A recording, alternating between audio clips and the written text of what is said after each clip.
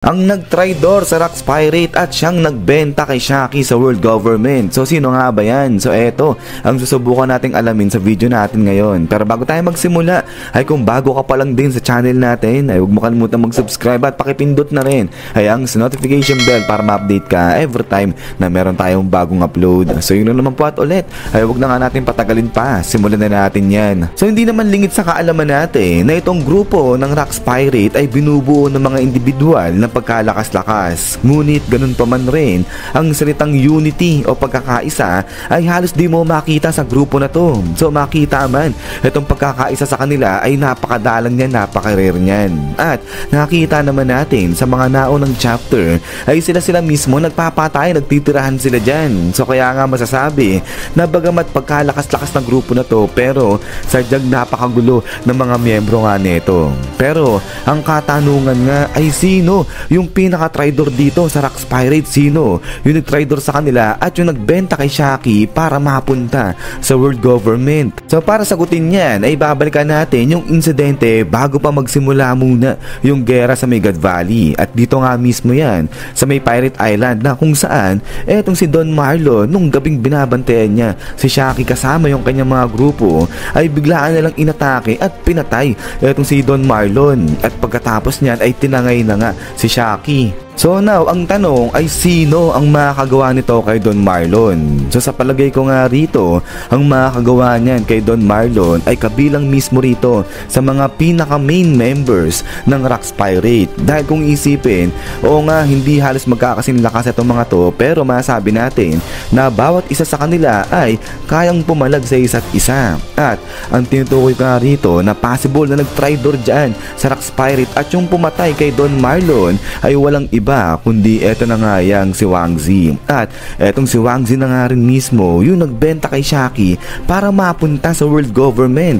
So bakit si Wang Zi? Paano nangyari yan? Alam naman natin na etong si Wang Zi kabilang yan sa mga nauna-unang membro ng Rax Pirate natin. Pero kung babalikan nga natin itong insidente nga nung gabi na nawala si Shaki at namatay si Don Marlon, makikita natin dito sa panel na to na bagamat umiiyak nga dito halos lahat dahil nga sa pagkawala ni Shaki, pero dito sa kabilang banda, eto si Wang Zi, siya lang yung bukod tangi na masaya habang nagbibilang ng pera dyan. So now, kung eto si Wang Zi ay may pakialam yan kay Shaki sa kanyang pagkawala, ay hindi yan magiging masaya ng ganito at hindi niya uunahin yung pagbibilang sa pera, at ang uunahin niya ay yung kapakanan ni Shaki. So dito imposible naman na hindi pa alam ni Wang Zi na nawawala si Shaki, buong isla na nga nila dyan ay alam na wala na si Shaki. Pero maliban pa nga dyan, ay kung babalikan natin tong panel na to na kung saan nalaman na ng grupo nga ng Rax Pirate natin na buhay si Shaki at kung saan niya matatagpuan. So dito natutuwa silang lahat, pero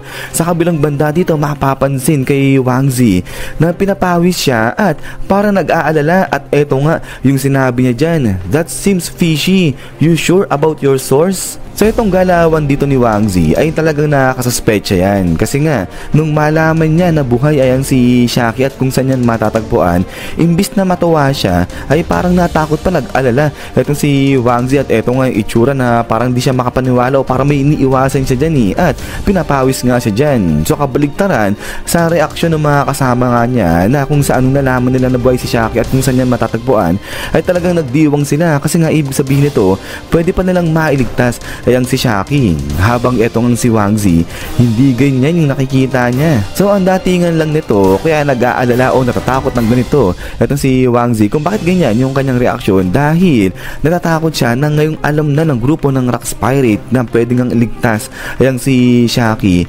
Natatakot siya na baka mahuli siya, mabuking siya na siya yung nagbenta kay Shaki sa world government. So now maliban pa nga dito ay balikan din natin etong time na binuksan nga ni Shaki etong kanyang bar dyan na sa may Pirate Island. So dito nakita natin nung pumunta dyan itong grupo nga ni Rax, ay nakita natin yung mga puso nga nila rito nagsilabasan. So lahat sila na in love dyan kay Shaki, at kahit nga ito si Whitebeard di nakaligtas, na in love din siya dyan kay Shaki. Pero kung papagmas ng maigi itong panel na nga na to, ay kapansin-pansin na halos lahat nga ng pinaka main crew na lalaki nito ni Rax na in love dyan kay Shaki. So nandyan ito si Don Marlon, ito si Sebek, si Whitebeard, Beard, si Chiki, si Captain dyan, pati na eto si Kyo na in love dyan kay Shaki. Pero sa grupo na to, wala pala dyan si Wang Zi. So ibig sabihin, hindi na bighani o hindi na in love ay ang si Wang Zi dyan kay Shaki. So siguro ay nakukuha nyo na yung punto natin dito, pero mamaya ay mas lilinawin pa natin yan. Pero maliban pa nga dito ay kung mapapansin nyo sa panel lang nga na to,